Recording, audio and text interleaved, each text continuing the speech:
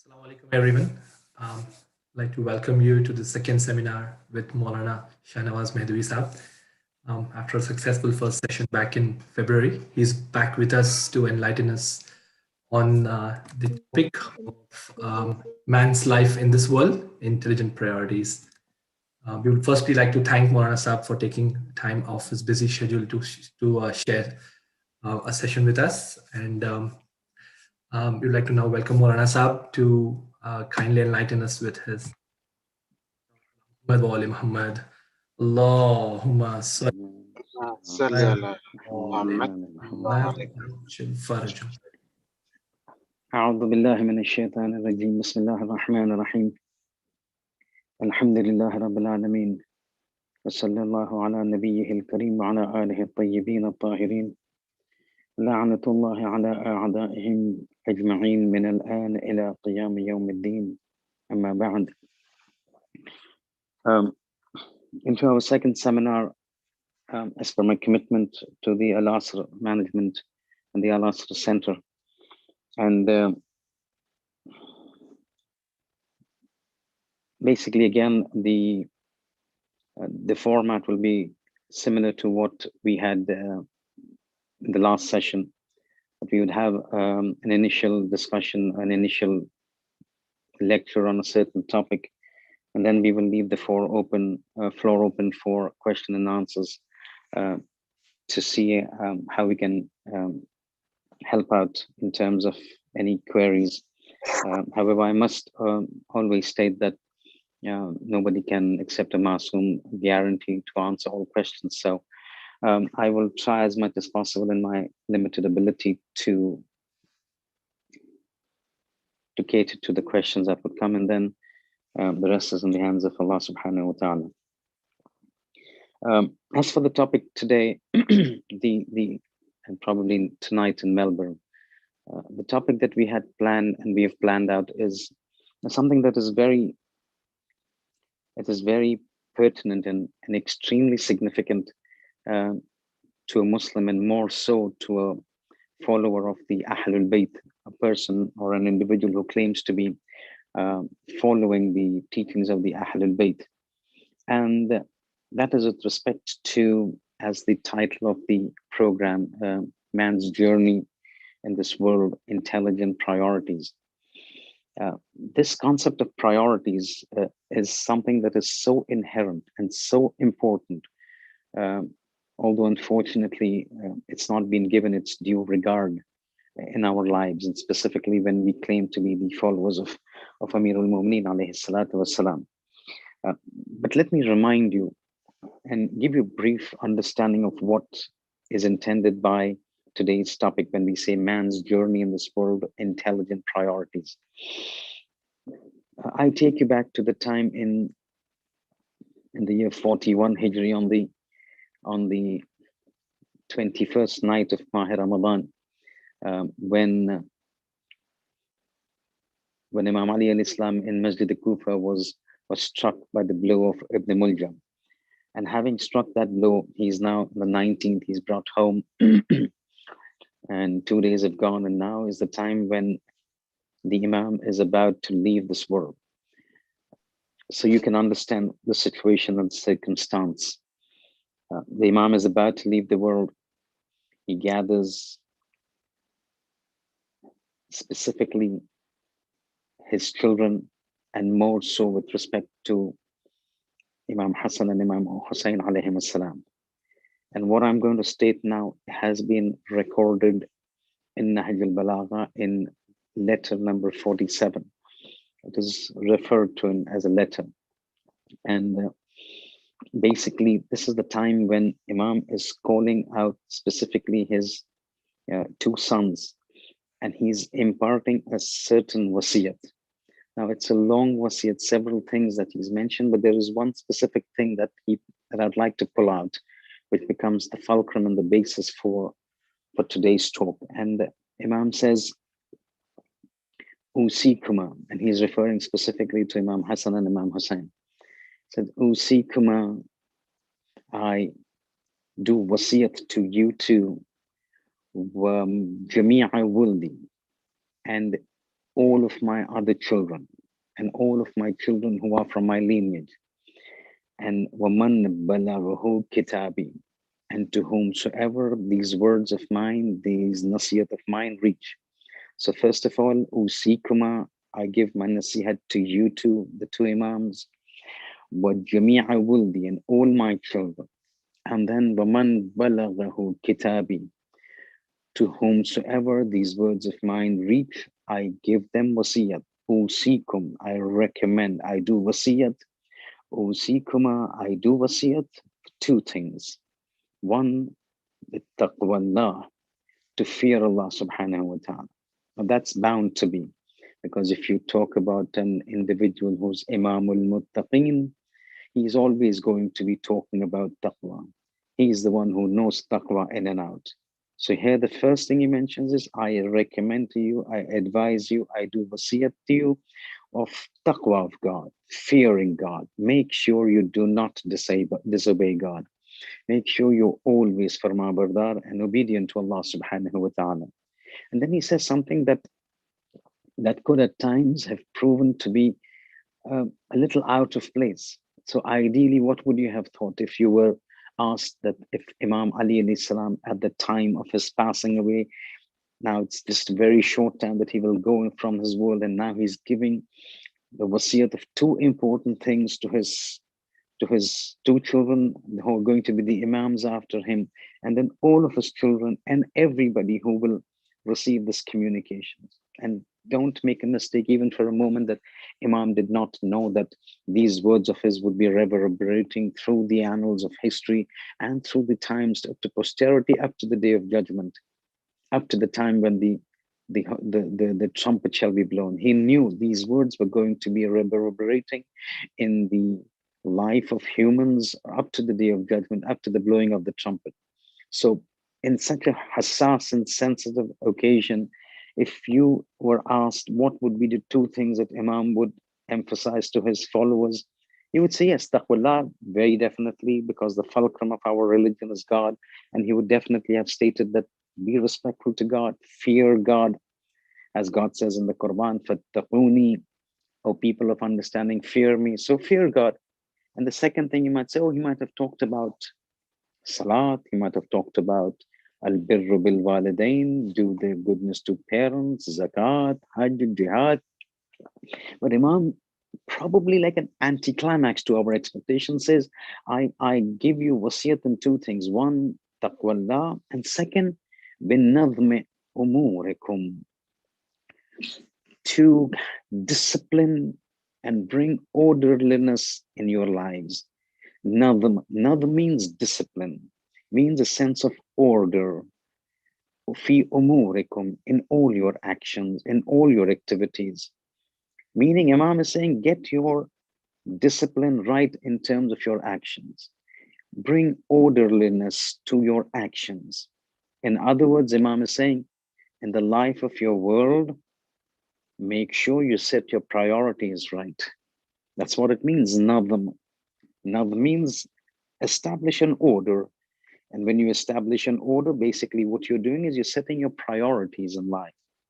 And this setting of priorities in the eyes of Imam is so important that at the time when he's leaving this world and he's mentioning two things as his wasiyat, one, he says taqwa of God, and then he says nadhm umurikum, get your priorities right.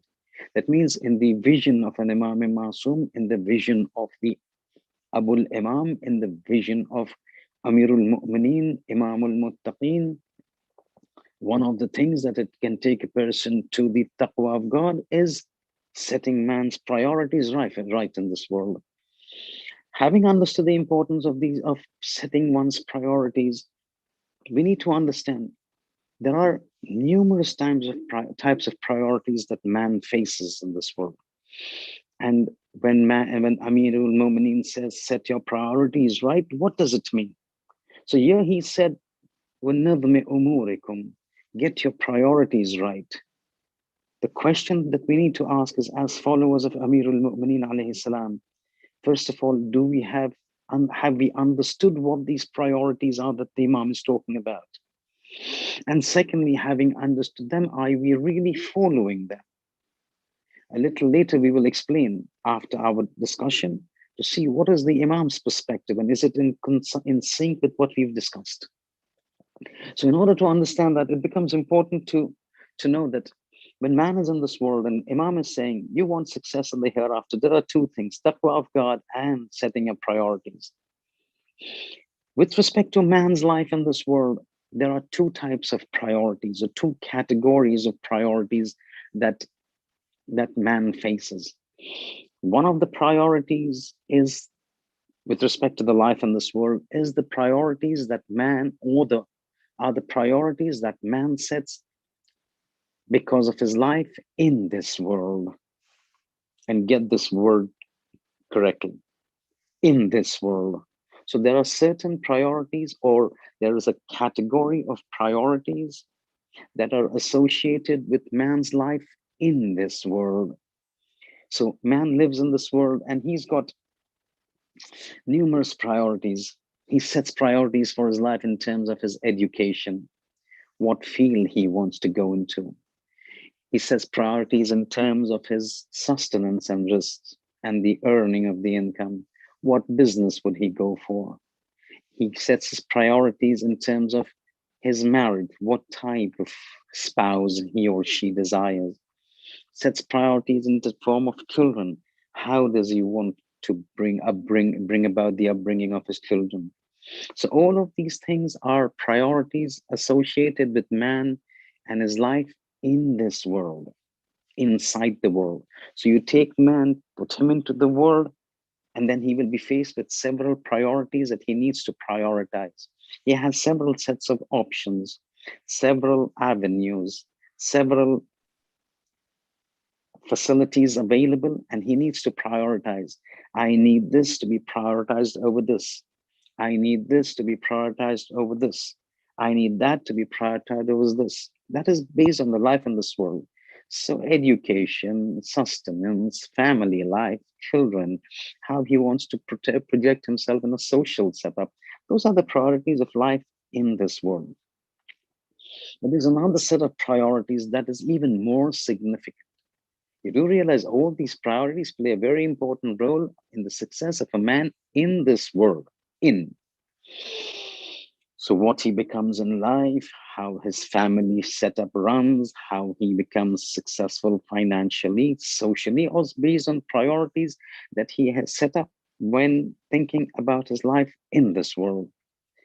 But there is another set of priorities that he has to take a decision on, which he needs to make and set the priorities right with regards to this world, but not with regards to his life in this world, but not being in the world, being about the life of this world.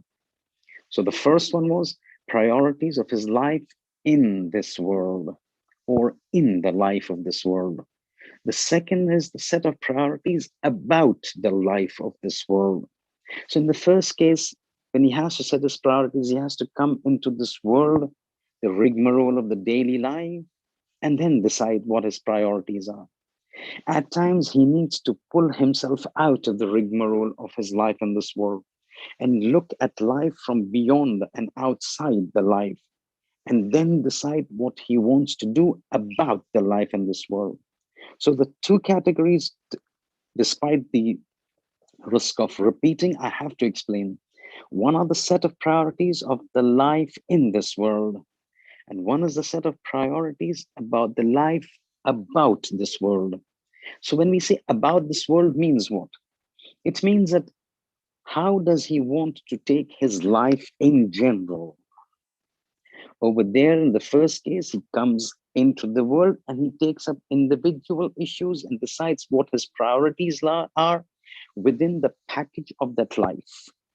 The second category is he moves out of those individual small issues and looks at life as a whole and decides what his priorities are for that entire package of life, which consists of small issues. Now he's not looking at small issues, he's looking at the entire life as a whole and decides what he needs to do with his life.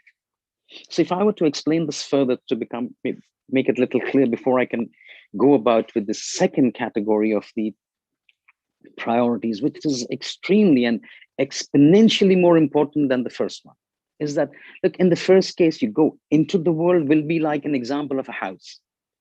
Take the case of a house, and you'll have to bear me with this initial, it might sound a little mundane, it might sound a little academic, but this is where the entire crux of the words of Imam Ali was. وَالنَّظْمِ أُمُورِكُمْ, get your orders, get your priority line. And we want to explain whether, did Imam emphasize on whether you should become a doctor or a lawyer? Or was he emphasizing on when you get your priorities right, how many children you should have, 3 or 4?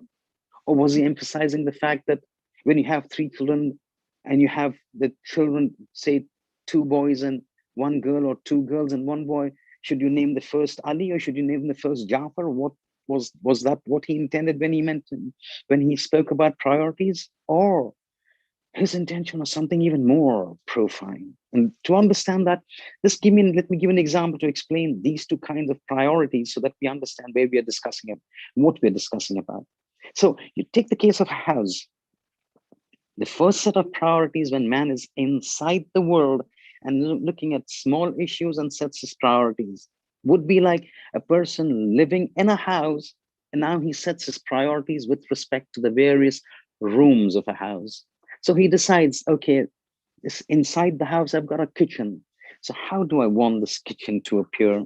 Should it be a modular open plan kitchen? Should it be a conservative traditional kitchen? That's one set of priorities. Comes to the living room, it decides, okay, this is my living room. Within this, I have to set my priorities. What kind of seating arrangement should I have? Should I have the Western seating arrangement of the sofas? Or do we have the Arabic and the Iranian seating arrangements of seating on the ground?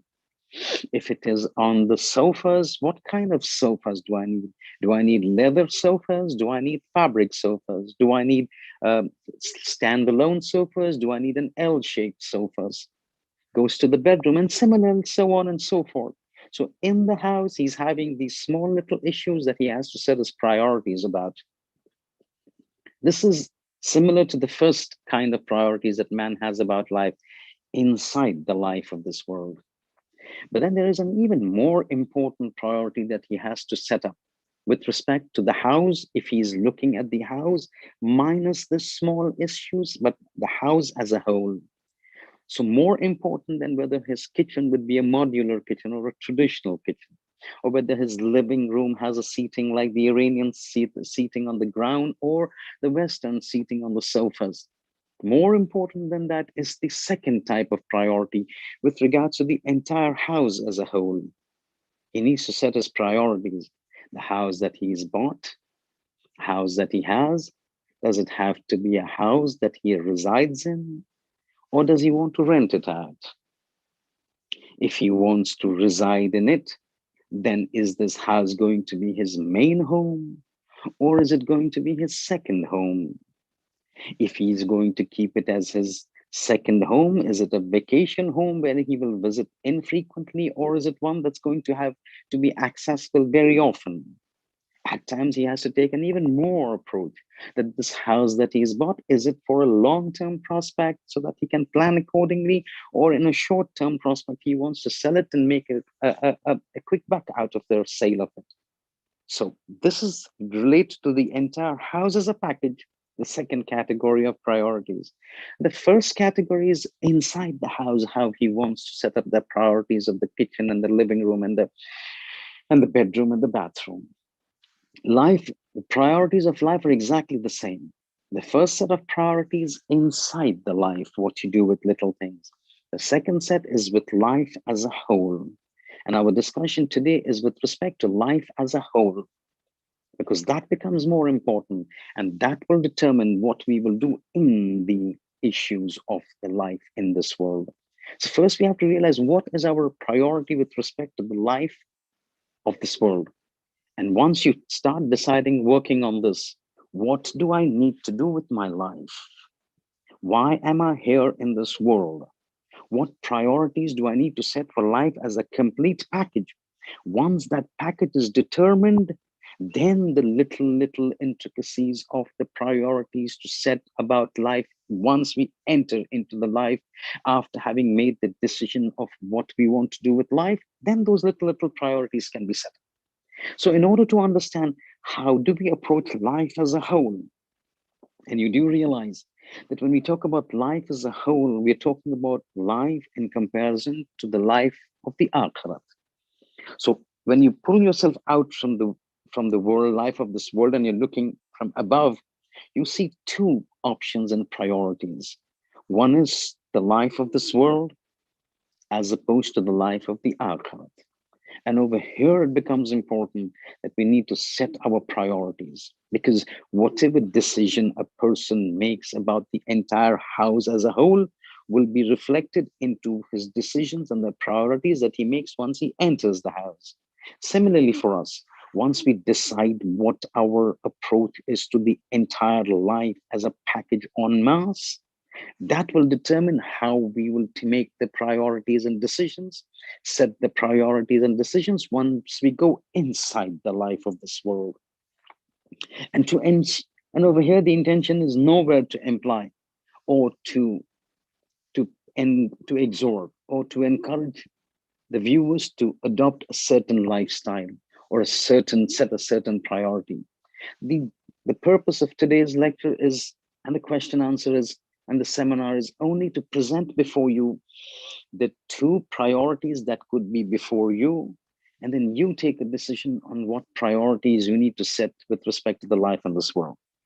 So, having understood this introduction, let me focus on the entire life as a whole package to understand that how should we set our priorities and how I would like to set my priority with respect to this life as a package, as opposed to the life in the Akhirat as a package. Islam explains that when a person is living a life in this world, there are two kinds of lives that he can live. In this world, there are two kinds of lives. One, that Islamic teaching says something which is called hayat al-tayyibah, a life which is tayyib.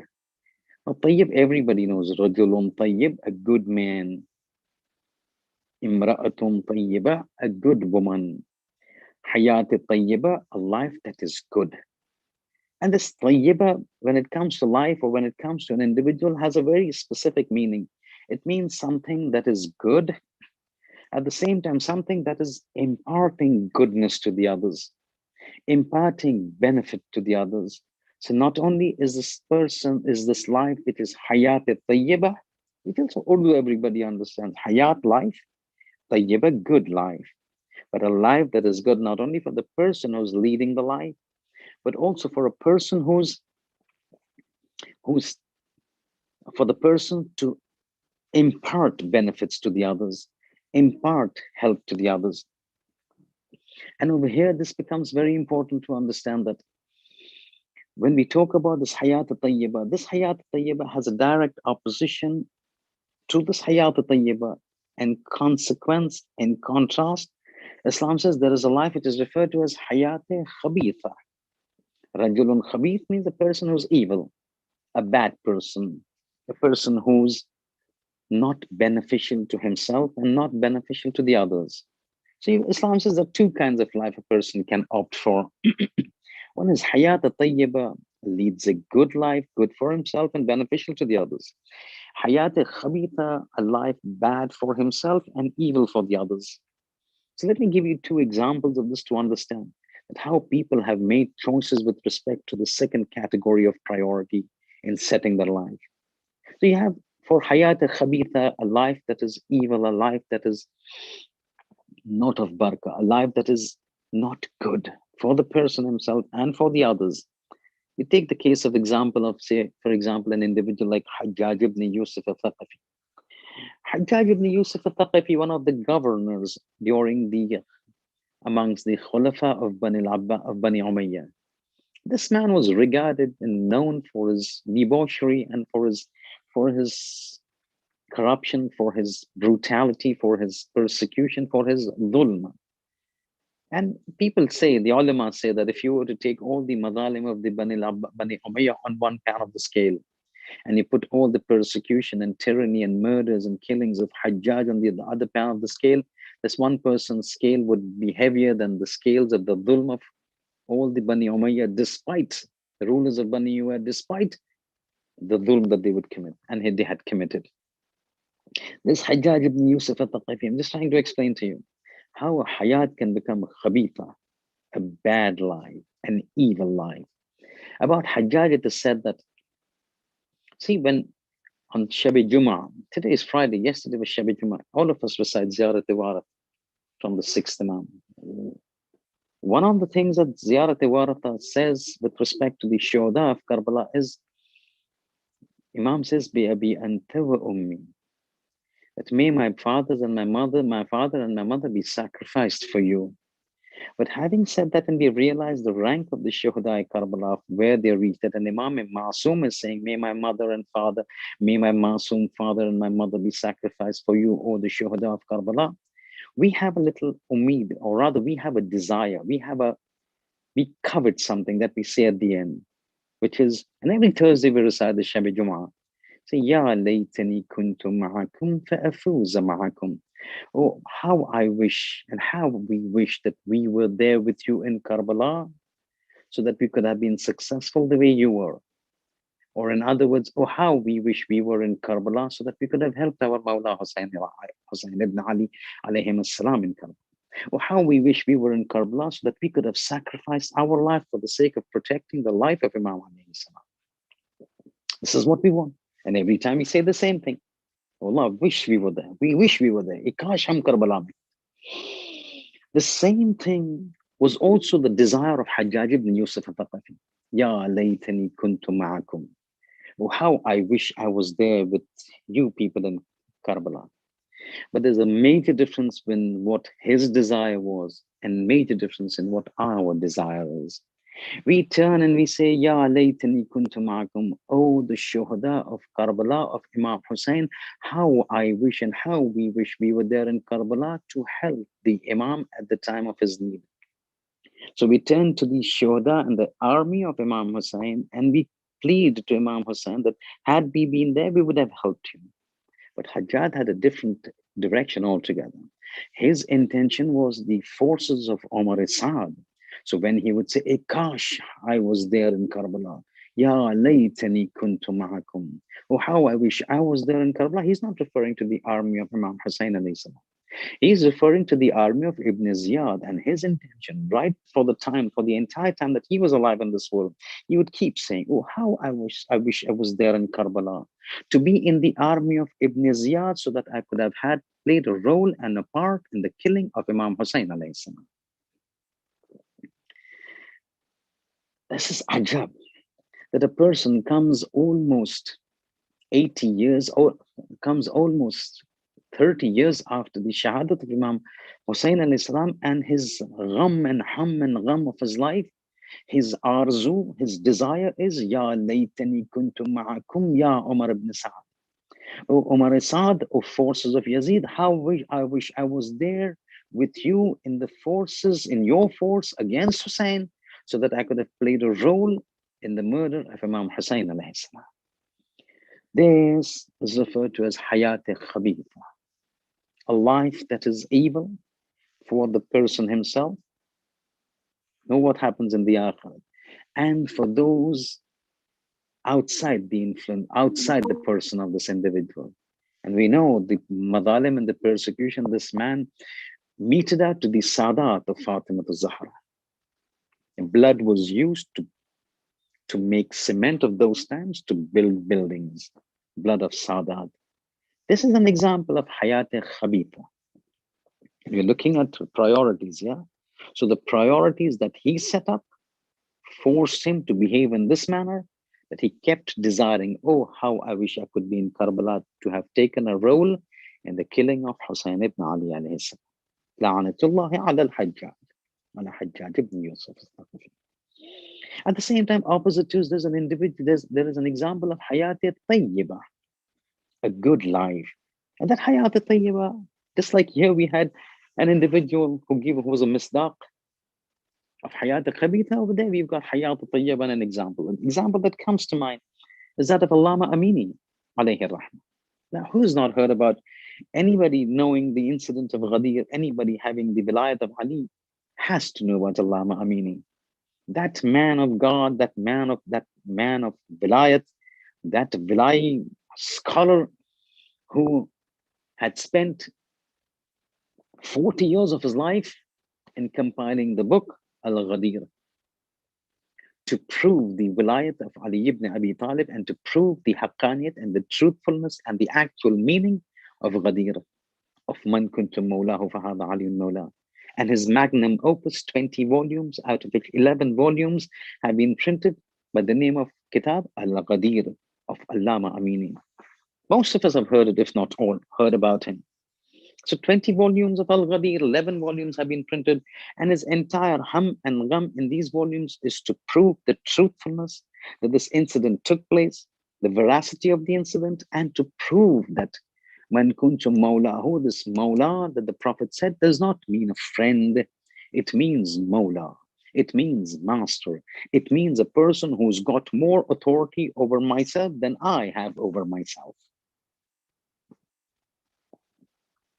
This Allama Amini, see, Hayat al-Tayyiba I'm talking about, a good life. Allama Amini, in his endeavor to compile this tradition, himself says, to compile this entire magnum opus of his, he himself says that in my endeavor to complete and write this book Al-Ghadir, I have read cover to cover 10,000 books. 10,000 books from cover to cover. Look where we stand.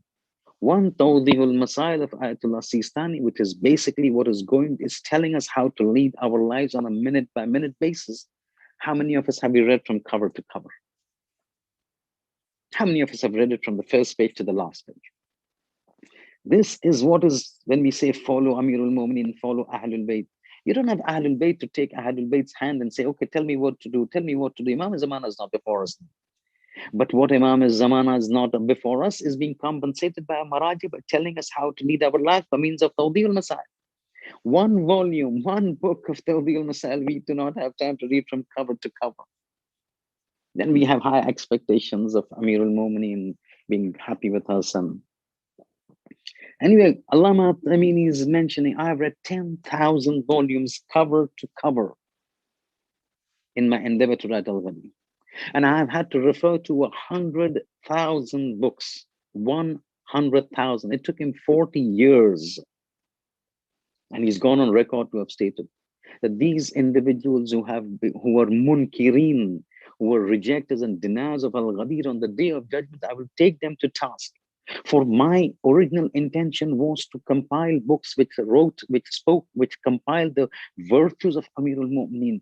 But because these individuals were rejecting Ghadir, which is the fundamental fulcrum of the vilayat, I have had to spend 40 years of my life trying to prove to them that Ghadir existed and the meaning of Mawla was not friend. 40 years these people have wasted my life. On the day of judgment, I'm going to complain before God that just as they had wasted the time of my Mawla, Ali alayhi salam, they wasted 40 years of my life. I could have used this time of 40 years to compile the Fadail of Ali rather than spend time in trying to prove a fact that was so blatantly visible and obvious. 100,000 books. The question is that when you have these sort of Hayat al-Tayyiba, how does it reflect out? How does it reflect out? So look at what one of the friends of Allama Amini says. See, I'm talking about Hayat al-Tayyiba. One of the friends of Allama Amini is saying that, and again, Ayatollah said Muhammad Taqi Bahar al-Ulum, one of the grandchildren of that great Sayyid Mahdi Bahar al-Ulum, that Arif of God, that scholar who was graced with such knowledge that he would say, ask me wajab, wajab, wajaban, wajaban, span of whatever happens on this earth, and I will tell you God has graced me with that knowledge. Obviously, if you follow somebody who says saluni, saluni, qabla an tafqiduni, in all the dictates that he says, some amount of that saluni, saluni will obviously come to this individual. Said Mahdi Bahar al-Ulum. One of his grandchildren was a friend of Allama Amini. Allama Amini passes away in Najaf. is buried in Najaf. The son was in Najaf, Allama Amini's son. He decides that I now decided to come back to Iran. So as my father's passed away, he was buried in Najaf. The body was taken to Najaf. He was buried in Najaf. And then he says, no, I decided to come back to Iran. And before coming, I said, I'll just meet my father's friend, Ayatollah Baharul Ulum. And as I was going, he saw me and he says, what is it? I said, I'm leaving Najaf. He started to cry. So the son asks, why are you crying? He says, it's because of your father. He says, my father, what happened? Hayat Tayyibah. He says, what happened? He says, after your father passed away, I know the maqam of Al-Ghadir.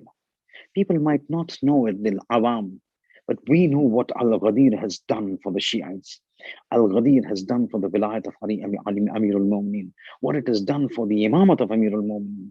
So I was always desirous to know what would be the position, how would Imam Ali deal with Allama Amini on the Day of Judgment.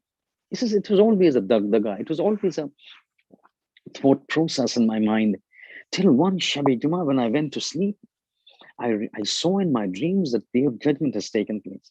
And in the Day of Judgment melee that was unfolding, I happened to be at a place that was near the Hawd of Kawthar. And I saw there was a group of people standing around and Amir al-Mu'mineen over there. And these were the Shiites of Amir al-Mu'mineen. And as they would come, Imam would tell them, okay, pick up the cup or the goblet, dip it into the Hawd of Kawthar, drink the water into paradise. I'm watching everybody coming, bending down, picking up the water, drinking. Imam Ali saying, marhaba, marhaba. All of a sudden, there was a pandemonium, a confusion. People started saying, Allama Amini is coming, Allama Amini is coming. And this Ayatollah Baharul Ulum says, as soon as I heard this, my ears started to stand up, because I've always wanted to know, how would the interaction between Allama Amini and Amir al-Mu'mineen take place after the khidmat that Allama Amini has done in the cause of Amir al-Mu'mineen? And says, as soon as people heard Allama Amini coming, they parted. And Allama Amini slowly started to come to the pool of Kawthar. At that time, Imam had the vessel, the goblet or the glass, where he would then, in his hands of Kawthar. As Allama Amini comes and he is wanting to make an effort to drink the water, Sayyid Muhammad Taqi Baharul Ulum says, I saw Imam Ali bend down, put the glass on the ground. He tells Allama Amini, wait, don't bend down. Don't bend down to drink the water. Everybody's worried. Is he not going to get the water? But Sayyid Muhammad Taqi Baharul Ulum says, Imam Ali bends down, puts the glass down, cups his two hands together, puts it into the Hawd of Kawthar, picks up the water in his hands and turns to Allama Amini and says, Amini, come to me. I'm going to give you the pool of Kawthar with my own hands. Now, this Ayatollah Baharul Ulum is now stunned. Amirul Mu'mineen bending down, cupping his hands, picking up the water from the Hawd of Kawthar and telling Allama Amini, drink from my hands the water of Kawthar. And then he says, I heard Imam say two things. One was to acknowledge what Allama Amini had done for him, and one a dua for Allama Amini. He turns to Allama Amini and says, drink this. And then he says, you know why I'm giving this? Bayyadta wajhi. You have upheld our respect. You have made our face luminous. Bayyadta means to make white, to illuminate. Wajhi, in certain the tradition says, wujuhana. You have given respect to the Ahlul Bayt with your work. You have done such a big work that we stand with pride over the fact that you have done so much effort to prove that fulcrum of that incident about our wilayat. Bayyadta wujuhana. You've made us honored. You've imparted a great respect to us by what you've done for the cause of our wilayat by means of Al-Ghadir. And he says, Bayyadallahu wajhak. And because of that, Ali is praying to Allah, may He grant you Bayyadallahu wajhak. May He make your face radiant. Means what? May He grant you karama. May He grant you respect. May He grant you an exalted status when you're standing before Him and reckoning in the paradise. Ajab, this is Hayat al-Tayyibah. That Amir al-Mu'mineen comes and acknowledges the effort of an individual and prays for him that just as you have upheld our dignity, May God uphold your dignity in the hereafter. These are the two lives that we need to choose between, whether it is Hayat Tayyiba or Hayat Khabira. Having understood this, let me just digress with a very short point, very quickly, and then we come to the question and answer session. So have you ever wondered, see, we are still looking at outside the life of this world, between the life of this world and the life of the Akhirat, and setting the priorities, the second type of priority. Have you ever wondered as to why is it possible and why does it happen that an individual at times is buried in a certain place? And normally if somebody is buried, may Allah give the mu'mineen of Australia and bil khusus Melbourne a long life, healthy life, and keep them and all the mu'mineen safe from this pandemic and COVID-19. But have you ever wondered, so if somebody were to pass away in Melbourne, you would be buried in Melbourne. It doesn't strike us as odd. But have you ever noticed at times when something goes beyond the normal, that you find somebody from one place is buried in another place? Somebody in a certain city, and he's buried in a city that he's never lived. So how many times have you heard certain individuals go for ziyarah to Karbala or Najaf and they pass away there and they're buried in Karbala? Or somebody goes to Iran, passes away and is buried in either the Haram of Imam Rida alayhi Islam on Bihisht Zahra. Have you ever wondered why does it happen? There's a reason for it. And the reason for this is this, that we've got this tradition from the sixth Imam. Somebody asked the same Imam, لِأَيِّ إِلَّةٍ, what is the reason that a person is born, يُولَدُ فِي مَكَانٍ, he's born in one place, وَيَمُوتُ فِي مَكَانٍ آخَرٍ, and he's buried in another place, and he's died, yet يُدْفَنُ فِي مَكَانٍ آخَرٍ, he is buried in another place. At that time, the sixth Imam says, the sixth Imam's tradition, al-Dhahir, it's been narrated by Sheikh Saduq, either in his book Ilal al-Shara'i or Uyunu Akhbar al-Rida. One of these, but I'm pretty sure it's Sheikh Saduq's hadith. And in this tradition, the sixth Imam says, I'll tell you why this happens. This happens because when a person's nutfa is formed in the womb of the mother, Allah ordains an angel to go to the place where his burial has been ordained, pick up a little piece of earth of that grave, come and mixes it up with the nutfa of that individual. And so that the riwayat says, as this person keeps going, his soul is being pulled as a magnet, like a magnet, towards its place of death, from where the soil was taken and mixed up with the nutfa, with his conception, with his clot of blood as he grows up.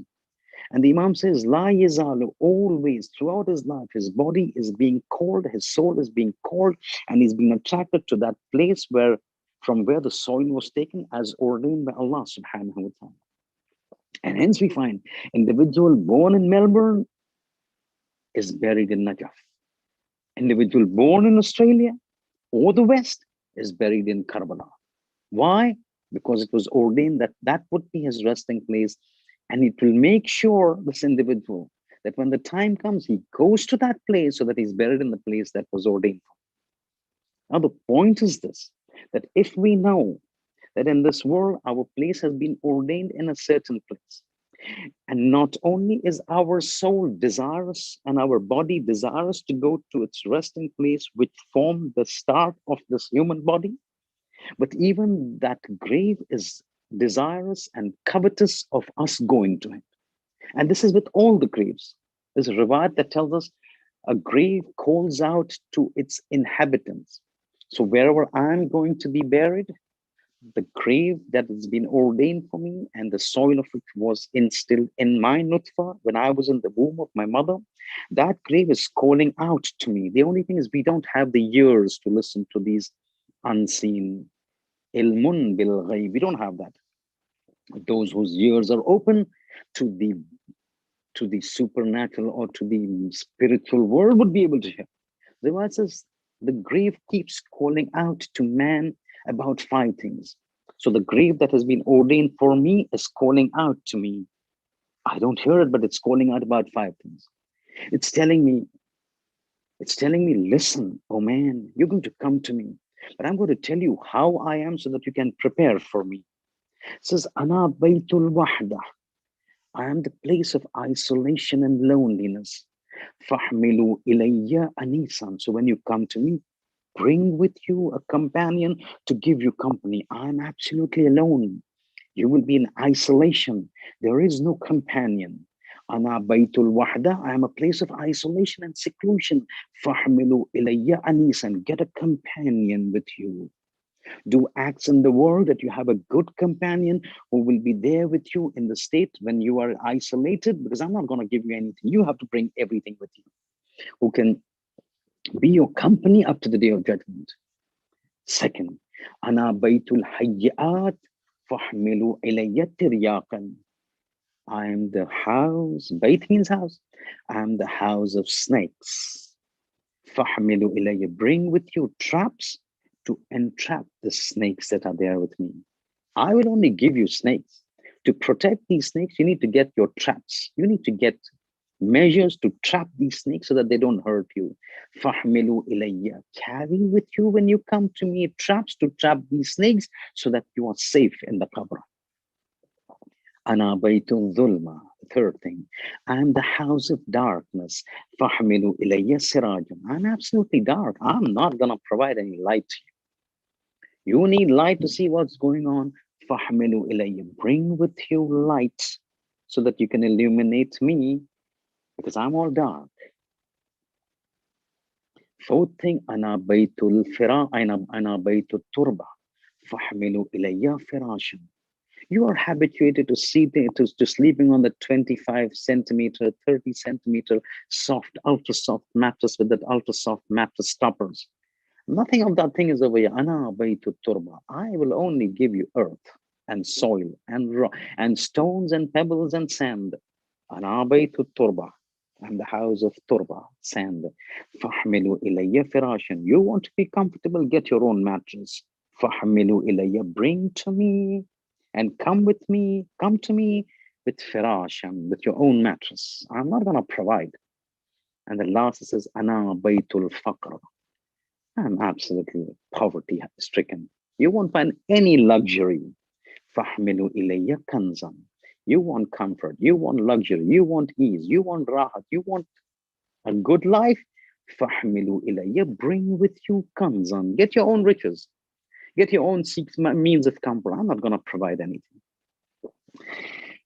Having understood this, we just need to wrap it up. Is that we have to make, Imam says we have to set priorities in life. There's certain priorities once you come in the world to make. There's certain priorities about the life of this world. What priorities you make in the world is dependent upon the priorities you make about the world and about the life in this world. When you're talking about the life in this world, it is in contrast to the life of the akhirah. And the reality is that we've got lives to live in this world. Either we can live a life and make it a hayat tayyiba or hayat khabith. The choice is ours. The priority setting is ours. But if it is hayat khabitha, understand. Or whether it is hayat tayyiba, understand. There is one place that we are always going to go, irrespective of whatever priorities we set. That place is the grave who keeps calling out. And we have a place allocated for us, and we will go nowhere except that place. Having understood that, now the setting of priorities comes. How do we set our priorities? When we know all of these things are there, what does man do in his ghaflat? Man in his ghaflat tries to look at this world as his final resting place. He sets this world as the priority for him as opposed to the akhirah. So you find an individual, his entire hum and gham in this life is to reach a certain position, have a certain financial status, have a certain residential around, have a certain bank balance, have a certain car, have a certain lifestyle.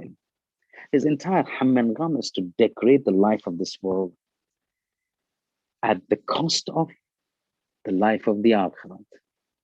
He is hell-bent on decorating his house in this world, which is ephemeral, transient, and temporary. Completely nonchalant, ignorant of the fact that his real house is waiting for him calling out with 5 things. My friend, these are the things that will be your permanent abode. Set your priorities right. You set this world as a priority, you're going to be in big trouble. This is what Amir al-Mu'mineen wanted to say. I give you recommendation on 2 things. 1, taqwa of God, and 2nd, set your priorities right. If you set this dunya as your priority, wal asr innal insana lafi khusr, you will always be in a loss. You need to set the priorities according to what you want on a long-term basis. If what you want is good life and enjoyment for 60, 70, 80 years, yes, by all means, set the priorities as this dunya. But if you're intelligent enough and you have to make intelligent priorities, an intelligent person will say 60, 70 years as opposed to billions of years. No, it doesn't make sense. I need to set my priorities for the billions of years that I would be there, and set my intelligent priorities as being that of the earth. But it's not just me saying this, and you don't have to listen to me. I'm just a naqil, I'm a postman.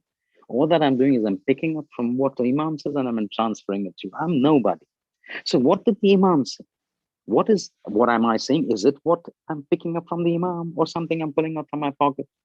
We are on the threshold of the month of Ramadan. And just exactly this particular day, Friday, this particular day, we've got day over here in the United Kingdom. You're having probably night. Yeah, it's night.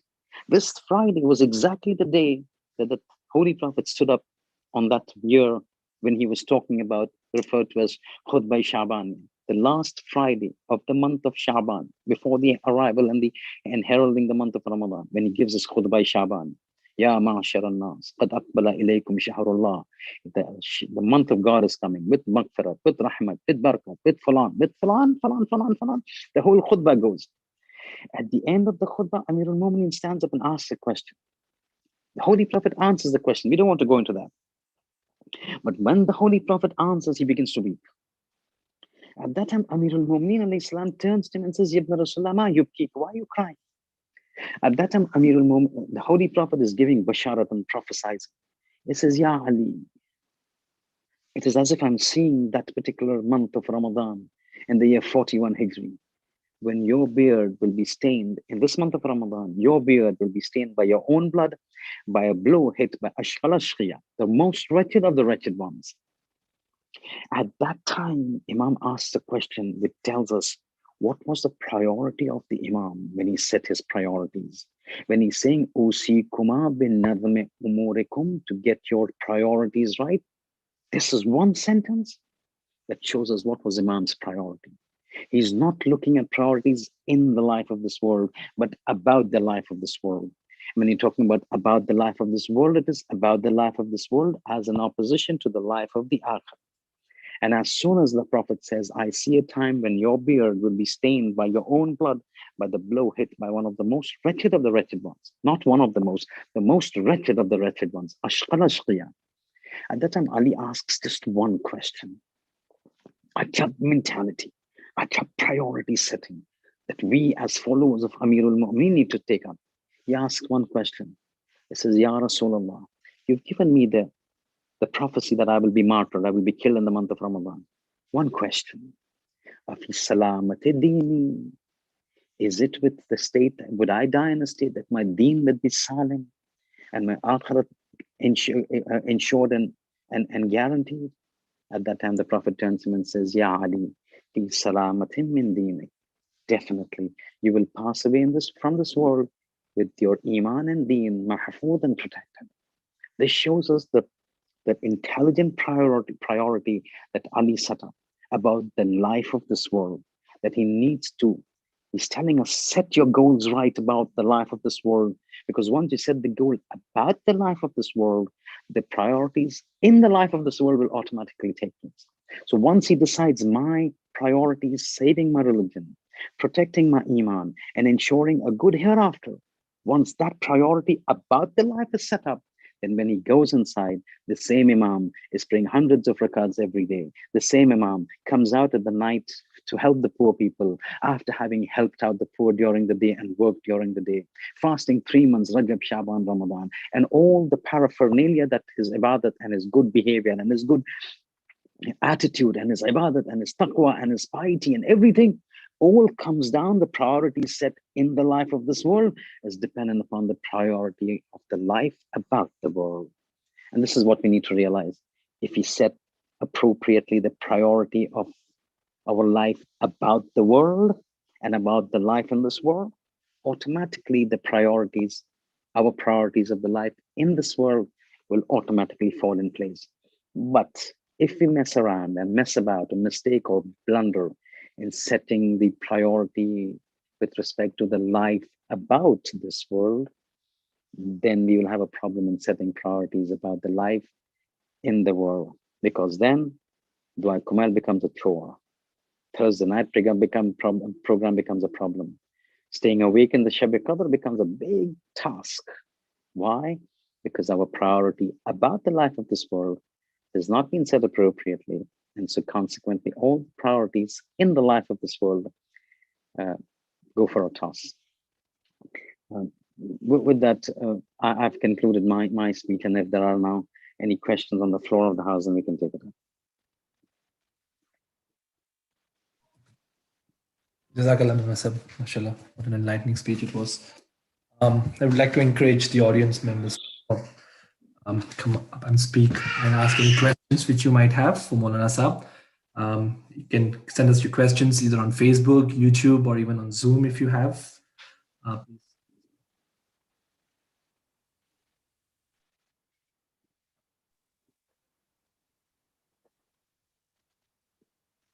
A question, Moulana Sahab. Do you want to take a couple of minutes before we get to the question session, or you? No, I think we can start. Start now.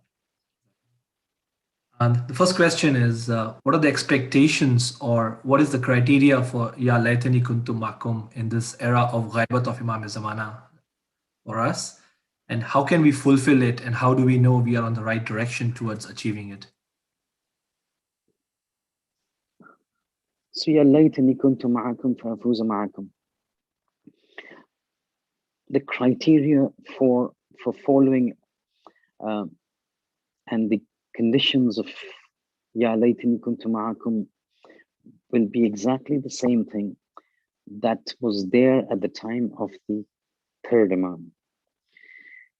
And the reason that I'm saying this is that when the 12th Imam comes, and when we say right now with respect to Ya Laytani Kuntu Ma'akum, what we are saying in effect is, and let's analyze the sentence. On Thursday nights when we say Ya Laytani Kuntu Ma'akum Fa'afuza Ma'akum, oh how I wish I was there with you, every individual knows that's not going to take place. Karbala has happened. Those people were there. They gave their life for Imam Hussein. And Karbala is not going to be repeated. That is the Mashiach of God. There is one Hussein, there's one Karbala, there's one Ashura. What in fact, this is very important to analyze. When we say Ya Laytani Kuntu Ma'akum, that had we been there, we would be, I wish we were there so that we could have been successful. What we are effectively saying is that if a time comes in the current scenario when you have an event similar to Karbala and an individual similar to Hussein, we would want to do the same thing as Habib ibn Madahir did with Imam Hussein over there in Kaaba. What this means is that we are saying in effect that if we have challenges like the challenge of Karbala, and you have an individual like the individual of Imam Hussein, which in today's time is Imam Zamana, if he were to come over here, we would do the same thing. We would want to do the same thing that Habib ibn Madahir and all the other Shuhada did with Imam Hussein. This is what it means. So it should not, while we say that, yes, I wish over there, we be over there, you're not going to be over there. But what we're saying is that if similar situation does arise, we stand by. Now, when this happens, it means that if Imam Zamana comes, and inshallah we pray to Allah to hasten the reappearance of Allahumma ajil of his 12th Hujjah. It means that we need to be aware that whatever was done by those 72 people, the companions, would need to be done by us. The way they were steadfast, we need to be steadfast. The way they had sacrificed everything for the sake of Imam, we need to be ready to sacrifice everything for the sake of Imam. What this means sounds very easy, but you try to go through it. in that entire heat. I'm giving you just a couple of things. It's this particular topic is a Ashra topic, but I'll just pick up a few things to see that if we want to show that and prove to ourselves that are we on the Ya Laytani Kuntu Ma'akum, we will have to be making sure to compare ourselves to the companions of Imam Hussein. Because understand, the personality of Imam Hussein can be compared to the personality of Imam Zamana. They're the same. Kulluna Muhammad, Awwaluna Muhammad, Awsatuna Muhammad, Akhruna Muhammad, Kulluna Muhammad. The personality would be the same. The rank would be the same. It's only the physical identity that's different. But in terms of maqam, in terms of everything else, in terms of wilayat, they're the same. So if we want to be there in Karbala, then we have to make sure that the way the companions behaved with Imam Hussein and with respect to Imam Hussein, we should be making sure that we should be able to behave in the same way with the Hussein of our time, which is Imam Zaman.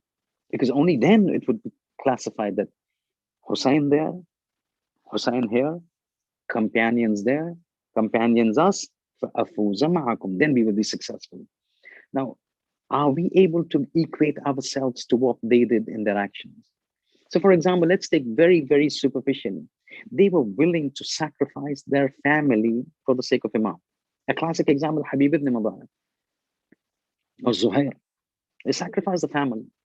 In this world, are we able to sacrifice our family for the Imam? And when I'm saying sacrifice, doesn't mean you leave your family and go to the Imam. Because Imam is right now not here. But when you want to be his companions, it's not that necessary that the Imam has to be in front of you.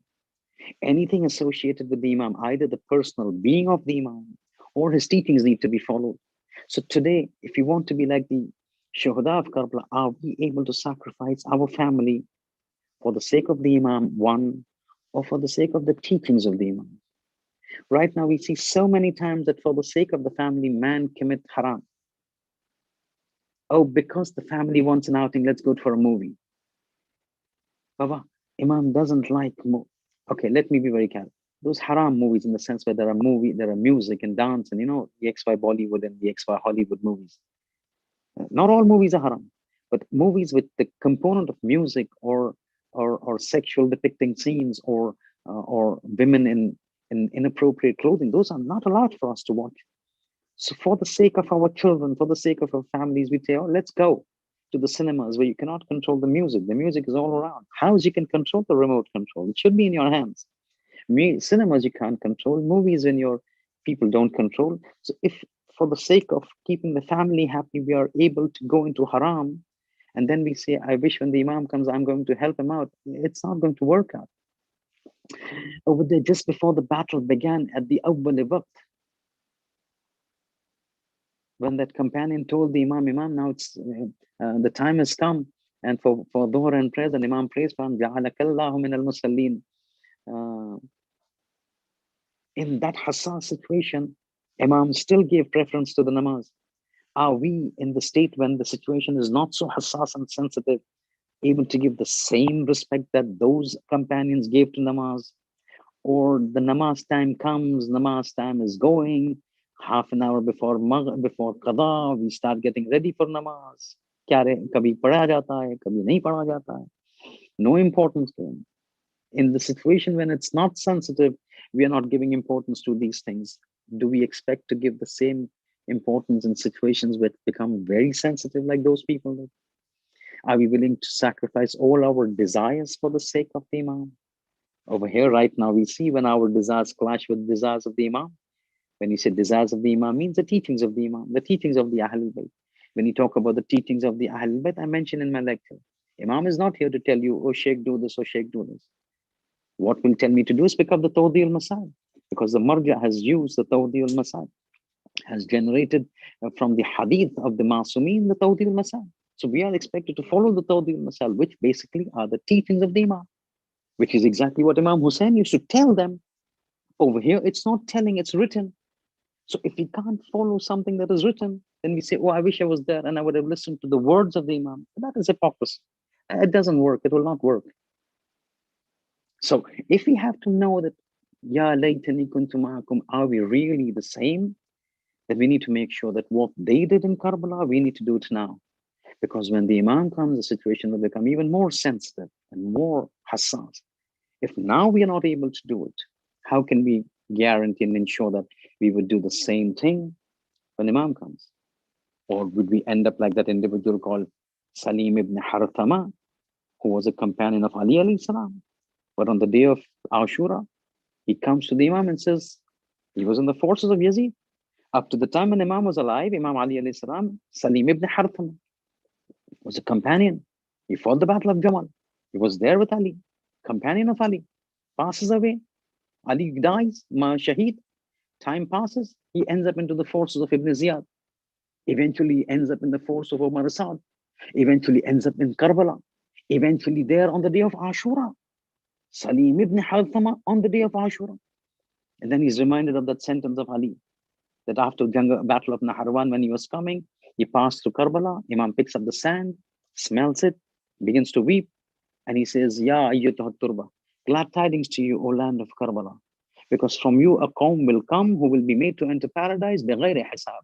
God will not take into account any reckoning, any hisab, any kitab from these people who will be raised and resurrected from your ground, referring to the Shuhada Karbala. Years before, almost 20 years before Karbala even took place. He's reminded, he comes to Hussein, what I've heard from your father, is it correct? He says, yes. Then Imam asks him a question, Anta ma'ana aw alayna? Are you with us? Ma'ana? Will you support us? Or alayna, or will you fight us? That badbakht, this is tragedy. On the plains of Karbala, on the day of Ashura, the battle is about to begin or it has started and in the initial stages. And he comes and says, La ma'aka wa la alayka. I'm not with you. I will not fight alongside you. At the same time, I will not fight against you. Imam says, if that is the case, go away. Because very shortly my istaghatha is going to come. And if you are there at the time when my istaghatha comes and I'm seeking for help and you don't help, you will go headlong into Jahannam. Go so far that you don't hear my voice. On the day of Ashura, when others were Abi anta wa ummi, according to 6th Imam, reached that position, the Salim ibn Harthama was the companion of the first of Amir al-Mu'mineen on the day of Ashura with Hussein ibn Ali talking, leaves the Karbala, goes away and misses out the bus. And what a bus to miss out. What a bus to miss out. So the point is, we have to look at what we are doing right now. Fantasizing to be in the group is very good, but fantasy doesn't take a person anywhere. It's actions that take a person to maqam and positions. And so if we are able to do the things that they did over there in that sensitive situation, if we are able to do it in times of ease, relative ease now, then we can say, yes, we are on Ya Laytani kuntu ma'akum. But if not, then we've got a hard task when the Imam comes. That is one thing. And how do we know that we can be on this path? Very simple.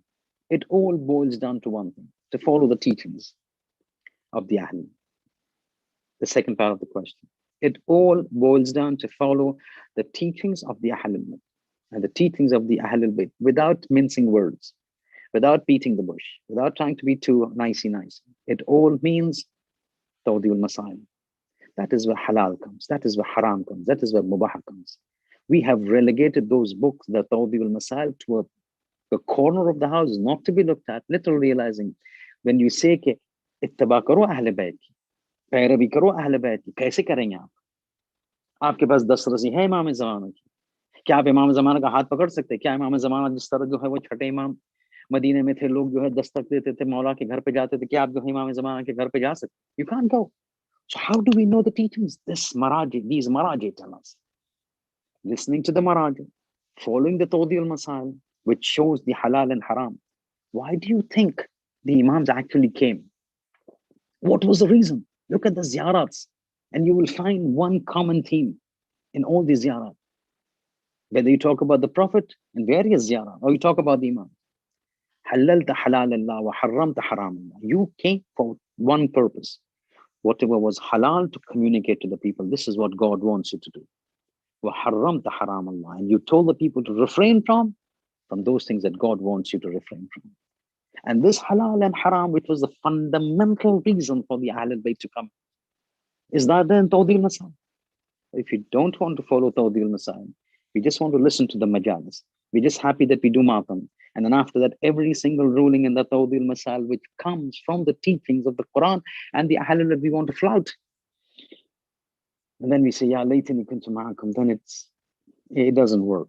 So if we want to know how do we be on the right path, make sure our lives are in accordance with that 80, 90 years that old man in Najaf, may Allah give him a long life, Ayatollah al-Udma said, Ali Husseini Sistani and the other Maraji in Iran and in Iraq, whatever they've said, we need to follow the teachings because they are the conduits of the Imams in passing the teachings of the Imams and the Masumeen to us through these Maraji.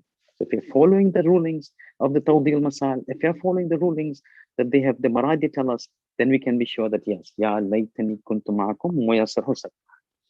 वगरना अगर हम जो है वो इनके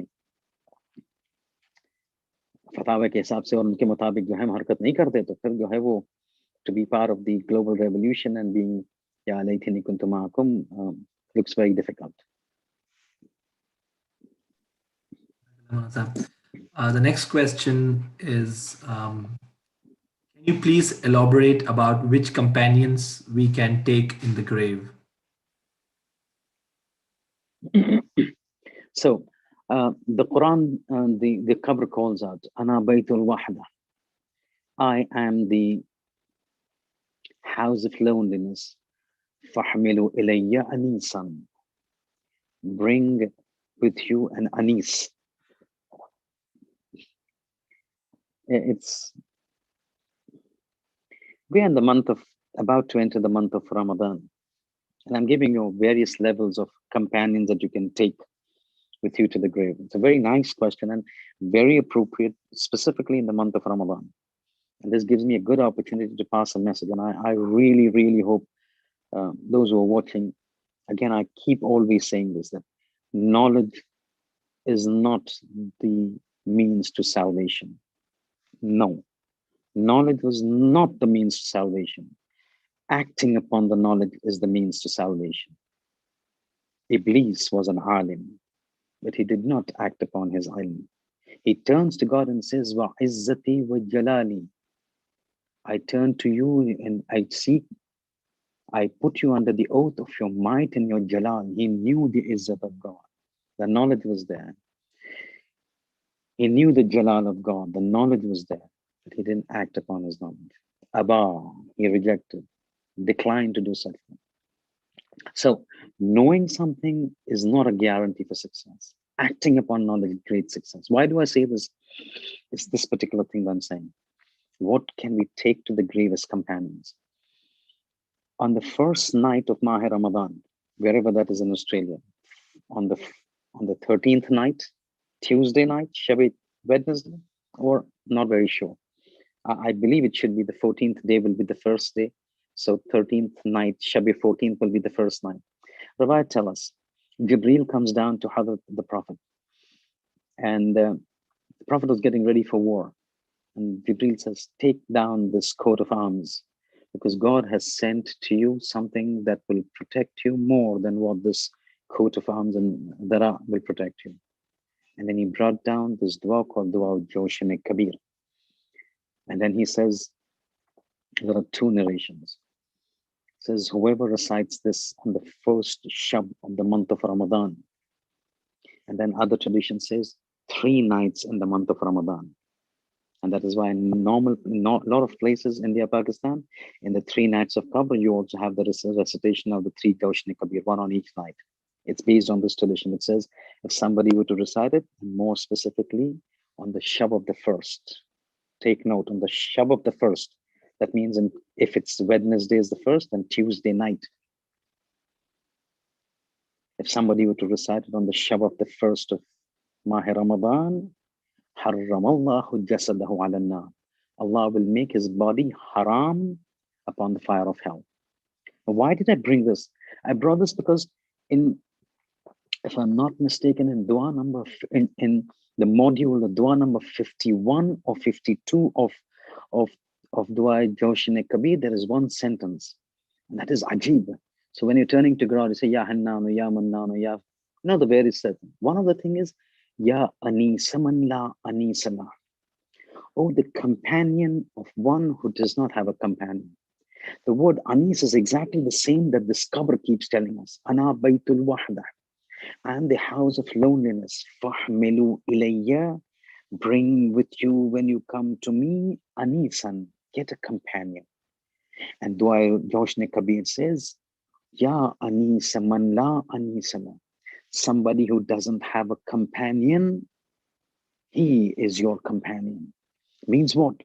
Means God is the companion of somebody who doesn't have a friend and a companion. Who else would be the best person to take, or the best entity to take into the grave other than the entity of Allah? That He becomes your anis. He becomes your companion. And how does that come about? There's several things. If one places one's trust in God, then He will make sure that a person is not alone in the grave. So there are numerous riwayat that tell us that a lot of actions embody themselves into form of deeds, which is called embodiment of deeds. In Arabic, it's called tajassumul a'mal. यानी इंसान के अमाल जो है वो एक तजस्सुम पैदा करते हैं, एक जिस्म पैदा करते हैं, embodiment of deeds. यानी इंसान के अमाल एक शक्ल, एक सूरत लेके जो है इंसान के सामने आते हैं. One of the things riwayat says, now specifically in the month of Ramadan, specifically Quran, recitation of the Quran. And because it's so pertinent right now with respect to Mahi Ramadan, I'm saying this, recitation of the Quran. Recitation of the Quran, the actual recitation embodies itself in the form of a beautiful individual who will then give us illumination and company in the grave. A person's salat, specifically Laylatul Raghaib, or I do know that the first Thursday of Rajab is fast, but keep it in mind for future things. Laylatul Raghaib Amal embodies and personifies itself in the form of good deeds. And that good deeds becomes an individual who comes to a person's grave. So recitation of the Quran, the Amal of Laylatul Raghaib,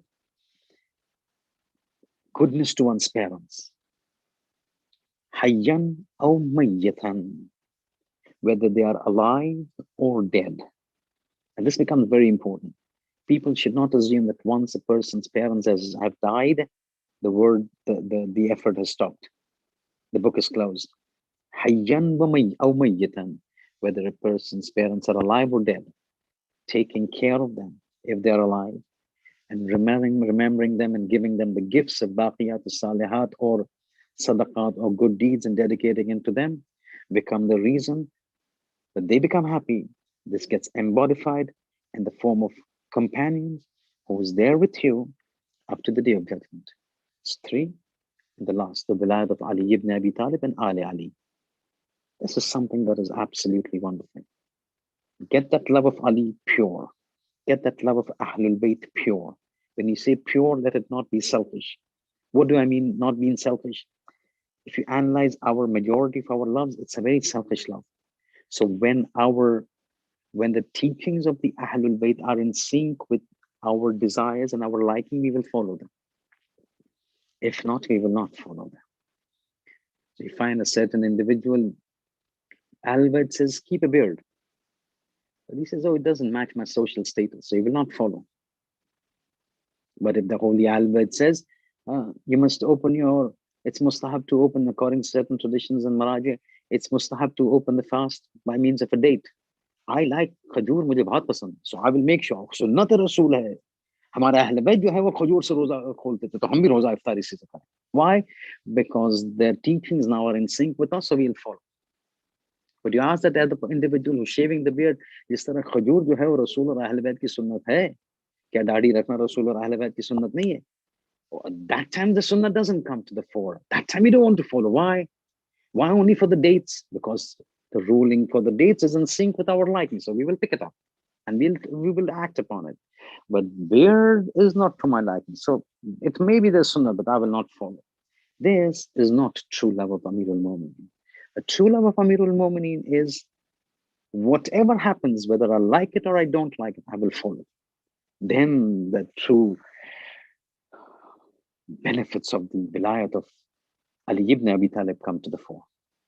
And so by these 3-4 things, which are very basic, again, this is such a vast topic as to what can help out in the grave. But these 3-4 things, if done, are enough to make sure that a person is not alone and companionless.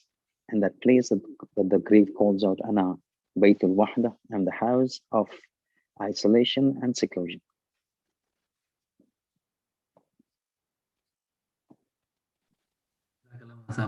I've got a few questions from. How long do we have? I think another 10 minutes. Sure. Yeah. Yeah. Thank you. Just,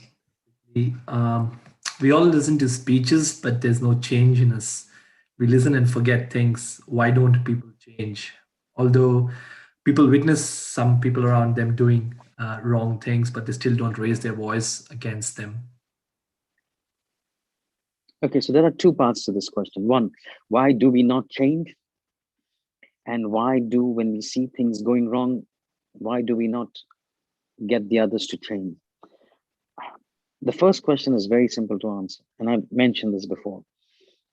There's a misconception in our mindset. एक गलत फहमी इस तरह हमारे अज़हान में है कि किसी चीज के बारे में इत्तला हासिल कर लेना, इल्म हासिल कर लेना is enough for us to be successful in life. Whereas that is not the case. Knowledge by itself is not a guarantee for salvation. I've mentioned this before. Knowledge, when acted upon, will guarantee salvation. The problem with us is that we go to the majalis, we listen to the majalis, we listen to what has been taught, and we feel just by listening, we've got the thawab, and the thawab is enough to grant us salvation. To a certain extent, true, but not fully. And the reason is this. You have a tank, and I give this example. You have a water tank. So Indian subcontinent, you have, matka hota hai ghar mein, gharon mein. So you have this, either you have a pot or you have a tank. So you fill the water in the tank, and then there's a tap over there at the bottom. So when you want to take the water's inside the tank, you switch on the tap, a glass of water, you switch the tap off, and you can have the water. So you fill the water, it rises up, then you can open the tap and you can take the water. Now tell me one thing. As long as the tap is closed, you fill the water rises. But what would happen if you kept the tap open and you kept putting the water? Would the tank ever get full? You're keeping pouring in water from the top, but the tap is open. So as you put in water, the water is flowing off. As you put in water, the water is flowing off. That tank will never get full. The only time this tank will get full is that you keep pouring water, but you close the tap so that the water doesn't flow. हमारा problem ये है कि हम जो है वो car खैर बात करते हैं, इसमें कोई शक नहीं है. I mean, आप सोचिए मजलिसों का सिलसिला जो हमारे मुहर्रम में, हमारे हिंदुस्तान पाकिस्तान के बर्रे सगीर में जो होता है, I mean, it is something like unparalleled. इतना सवाब, एक मजलिस का सवाब आप जो है वो हिसाब नहीं लगा सकते. आप सोचिए दिन में 5-5, 6-6, 7-7, 8-8, 10-10 मजलिसें होती है, कितना सवाब. But the point is exactly the same. हम जो है टांकी में we keep putting in water, but the tap of sins are open, as a result of which जितना भी जो है सवाब हम डालते जमा करते वो बचता ही नहीं. यानी एक पूरे दिन की मजलिस जो है हमने इतना सारा, we collect so much rewards, but we do simultaneously we keep the tap of sins open. All those collected items just go away. It just finishes off. So we don't have anything left. And so it becomes very important for us to make sure that we do our actions in such a way that we retain the good things. If you could, Imran bhai, just recollect to me the entire question so that I can link it to the second part. The second question was people witness others around them doing wrong. Yes, thank you. So you've understood. Just knowing is not enough. Acting upon it is enough. So when we listen to the majalis, we feel we've got the thawab, and that is hordes.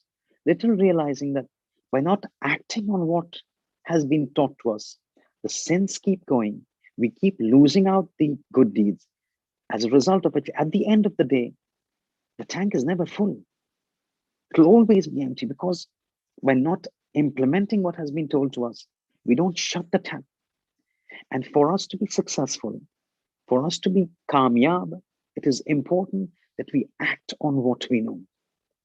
We act on what we know. How many times we've seen in the Imam Bargas, we've been told, Baba, raat ke time pe pani pina ho to baith ke pani pina. Sit down. How many times we've seen people just pick up the glass, Don't tell me they don't know that it is mustahab to sit and drink at night. But knowing just mere knowledge is not helpful till you don't act upon it. So there will be people who will make sure they'll take a glass, they will sit on their haunches, they will sit down on a chair and drink. But there will be others, they know it, but they will not implement. The point is that the knowledge can only tell you what to do. The doing is on your part. So that's why the perspiration comes into play. The perspiration, how many times we've been told, you want to reach a position in life in dunya and akhirat, namaz shab. Everybody knows it. Tell me one individual who's in the state of bulugh and doesn't know about this, beyond the state of baligh and bulugh, and he doesn't know namaz shab is important. But how many actually get up and do it? So the goading and the exhortation that comes from within needs to be there. And then the cycle starts. So a person makes an effort, starts going towards God. God says, now that I see you coming to me, I'll pull you. वो कहता है ना एक कदम आप आगे आइए तो खुदा 10 कदम 100 कदम 1000 कदम आगे आता. But the first step has to be taken from us. Then God will pull on. You start reciting 1 rakat, then God will give you tawfiq to recite 3 rakats. You keep reciting 3 rakats, God will give you tawfiq to recite 11 rakats. Then you reach a state like, for example, Ayatollah Jamal Sayyid Jamaluddin Gulpaigani, who recites dua Abu Hamza Thumali, 1 hour 20 minutes of dua in my Ramadan, which is mustahab. Sayyid Muhammad Sayyid Ayatollah Sayyid Jamaluddin Gulpaigani would recite dua Abu Hamza Thumali, that hour and 15-20 minute dua every night in the qunut of his namaz shab, till you reach that position. But the first step needs to come from us. So why do we know when we don't follow? That's our own taqseer, our own shortcoming. When we know something, we need to follow. As for why is it that when people see somebody doing something wrong and do not say it, that's again a problem. One of the two of the furu'id-din, the final furu', the 7th and 8th is Amr bil Ma'ruf and Nahy anil Munkar. Just as people leave out some of the wajibat that are there, and you see people leaving it out. How many times you've seen people, namaz becomes qada? Yeah, namaz can't make it qada, yeah? But people still do it. It's not supposed to lie, but you see people lying left, right, and center. Oh, it's a white lie. There's no such thing as a white lie and a black lie. A lie is a lie. Something that is contrary to truth is lie. You see people doing it? Similarly, this is one of those things. When you see people seeing something wrong, it is important for them to point it out. And just it goes away. So, that's again, both of these issues needs to come from within, from internal. That I know something, I need to act upon it. One of the things I know is that it's wajib to do Amr bil Ma'ruf and Nahy anil Munkar, and I need to do it. Sorry, Moulana, we've lost your video. Yeah, I think I'm having a call that's coming. If you can just... Okay. Yeah. Have you got me? Yes, you're back now. Sorry, just good time till 8:45, which is about 15 minutes. If you find, I can ask. Those questions were from Zaki Bhai, and he has one more question he wanted to ask. Yeah, I think let's take one more, because then I have some, yeah. Sure. Some, yeah. That's okay. He said, Zaki Bhai is asking, how do we fulfill Haqqun Nas? Imam Ali salam says people are prisoners of this world. So when choosing between society and religion, they do things to make society happy and are worried about their status or good name. Why do they give priority to society and not haqq or truth by religion? So this is exactly the crux of the entire lecture that I said. You remember what I kept saying? You have priorities about the life in this world. And then you've got priorities about the life of this world. That is the first priority, about the life in this world. You find yourself in the world and you decide, what is my field and priority in terms of my career? What is my priority in terms of my spouse selection? What are my priorities in the upbringing of my children? What are my priorities in terms of my livelihood? That is in the world. The other one is priorities about the world. How do I want this world? How do I look at this world? And I said at that time, the priorities that a person sets about life in this world is determined by the priorities that a person has set about this world. If a person gives priority to the akhirat as opposed to the life of this world, then you'll have a person like Amirul Mu'mineen who's digging a well. As he's digging a well and the water rushes out, Rawad says, as the water rushes out, he comes out shouting and in absolute elation. Sadaqatun jariyah, sadaqatun jariyah. Means what? He was digging a well, it struck water, water came up, and immediately he says, I'm dedicating it to the people who pass by this place and the neighboring area. Sadaqah, sadaqah jari. Now, this individual or personality of Amirul Mu'mineen, because he's had his priorities set right, his priorities was akhirat as opposed to dunya. Here he's doing things for the sake of akhirat, for the sake of the priority that he set. But you have somebody whose priority is dunya. If the priority is dunya, then he will always do things for pleasing the people, for making the people happy, for getting the shuhrat and fame and appreciation of the people in this world. Why? Because his mindset is focused on this world and he's become ghafil of the akhirat. As a result of it, he feels that his life in this world is the most important thing, and anything that enhances the life of this world needs to be done. So when it comes to a clash between society, which I would refer to here in this case as dunya, and the akhirat, he will give preference to dunya. Why is it at times you find that, for example, Eid al-Adha, Bakri Eid jisko hum kehte hain, you have people who buy, 2 lakhs, 3 lakhs, 4 lakhs goat and then make a big show out of it and full on. What does it stand for? You get me what I'm saying? What was the need when you have Amirul Mu'mineen in the darkness of the night, nobody knowing, face covered, goes to, knocks at the door, gives food items, gives money. Nobody knows till he passes away that, oh, this was the man who was giving. As opposed to somebody who calls the media, this is a 4 lakh or 3 lakh goat, जो मुझे जो है वो कुर्बानी करनी है, and a big show and more, and then you have these reports in the newspapers and you have articles and about this man. It's unless what other explanation can you give except that he wants the appreciation of this world because his focus is this world. But if you have somebody whose appreciation is the akhirat, then whenever there's a clash between society, people, and God, or this dunya and the akhirat, if the priorities are set right, then it will always be given preference to the akhirat. And this goes in every aspect, whether it is community service, whether it is even in religious issues. It may appear to be very religious. People like scholars like me. I'm a student, Talibin, but scholars or Talibin like me, many times, say, oh, जो मजमा जिसके सामने मैं पढ़ने जा रहा हूँ वो कौन सी चीज उसको ज्यादा पसंद आएंगी ताकि जो है मेरी वाह वाह हो. अब वो दीन, it's under the banner of religion, but still it is not, the priorities are not set right, because the concept is what, how do I make my majlis so that I get maximum views? तो दीन के आड़ में खुद इंसान अपनी खुद नुमाई कर. This may appear to be religious, but when you analyze it, it's got nothing to do with God. It's got nothing to do with religion. It's got nothing to do with the priority of akhirat. It's still got to do with dunya, because a person like me is now wanting to tailor make my majlis so that I get maximum views about my video. And so I talk about things that are maybe controversial, probably not correct, but because it is palatable to the people and I will hike my viewings, I go down that path under the umbrella of religion, but totally personal, totally non-God, totally dunya, totally not akhirat.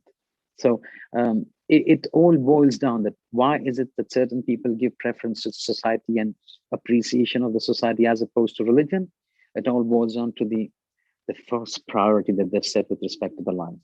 If the priority is dunya, then preference will be given to the issues in dunya when they enter into dunya.